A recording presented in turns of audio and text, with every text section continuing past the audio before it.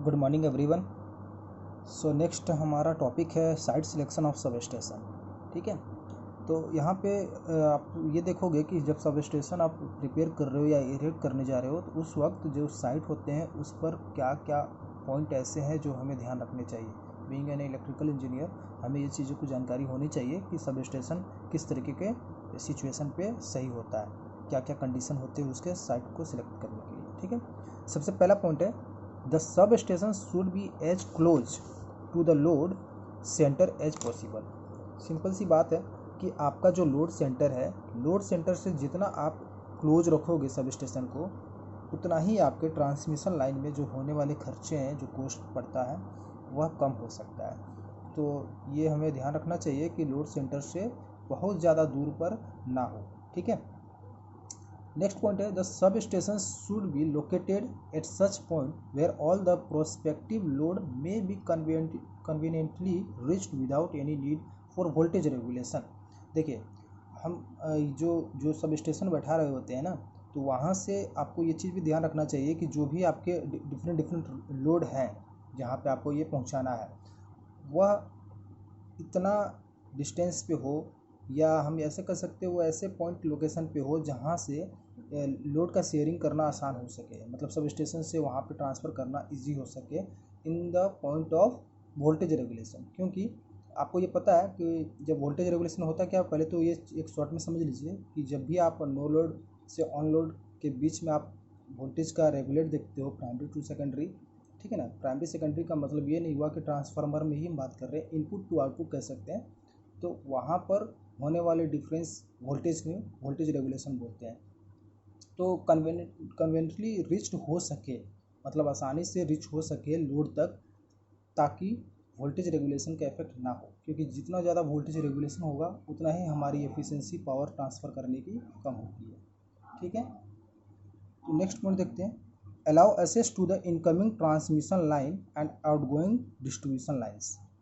हमें sub station में ये चीज़ देखते होंगे कि हम ट्रांसमिट करते हैं हाई वोल्टेज को बहुत दूर तक जाने के लिए, बहुत लॉन्ग डिस्टेंस के लिए।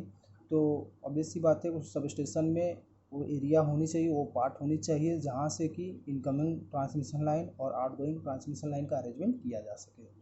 ठीक है, choose the site where substation can be easily erected without any restriction.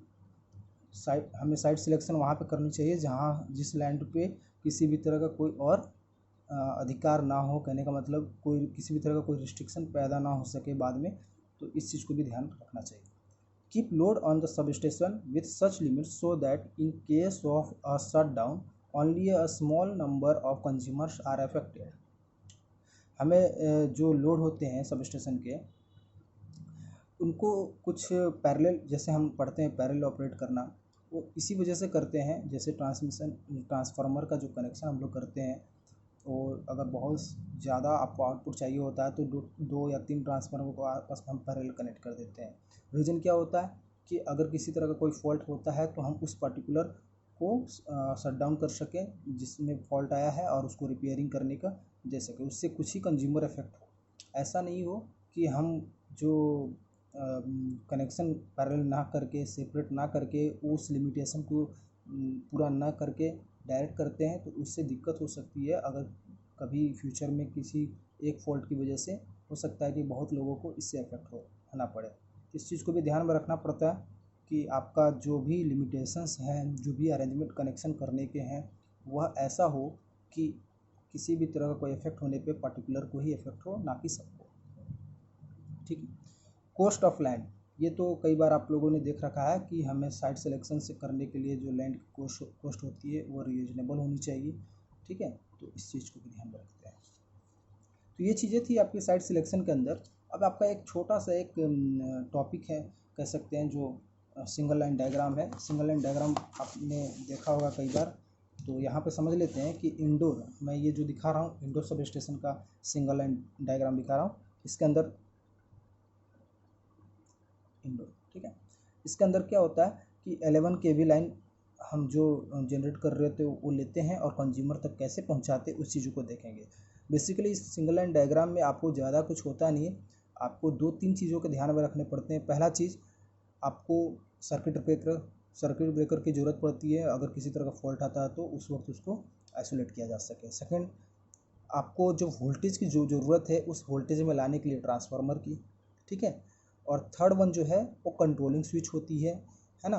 Controlling switch के साथ ही साथ आप ये भी कर सकते हो कि जो करंट आ रही है उस लाइन से उसको मेजर करने के लिए एक इंस्ट्रूमेंट का भी यूज़ किया जाता है जिसको करंट ट्रांसफार्मर बोला जाता है, ठीक है।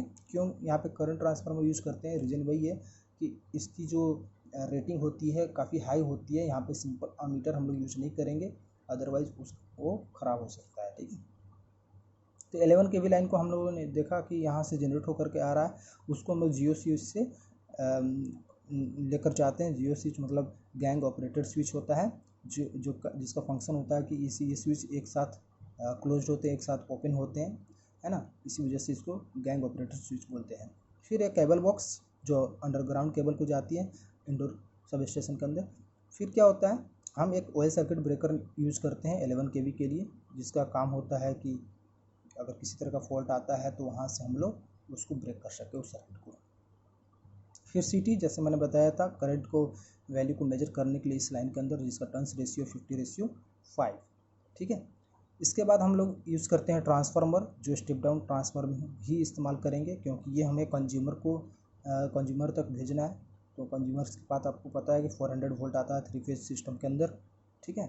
फिर उसके बाद मेन ऑयल सर्किट ब्रेकर एक और लगाते हैं हम लोग, और उसके बाद वहाँ पे करंट का वैल्यू मेजर करने के लिए सीटी, जिसकी टर्न्स रेशियो होती है 120/5। इसके बाद हमें मेन लाइन पर आ जाते हैं, कंज्यूमर लाइन जिसको बोलते हैं। वहाँ से फिर हमें पैरेलल कई सारे जगहों पर अगर भेजना होता है तो पैरेलल टर्मिनल्स निकाल देते हैं। जैसे ये पार्ट गया कंज्यूमर के पास, ये पार्ट गया कंज्यूमर के पास, इस तरीके से इधर साइड से भी हम लोगों ने दिखा दिया। टोटल 4 लाइन दिखा दिया जो कंज्यूमर्स तक जा रहे हैं, ठीक है।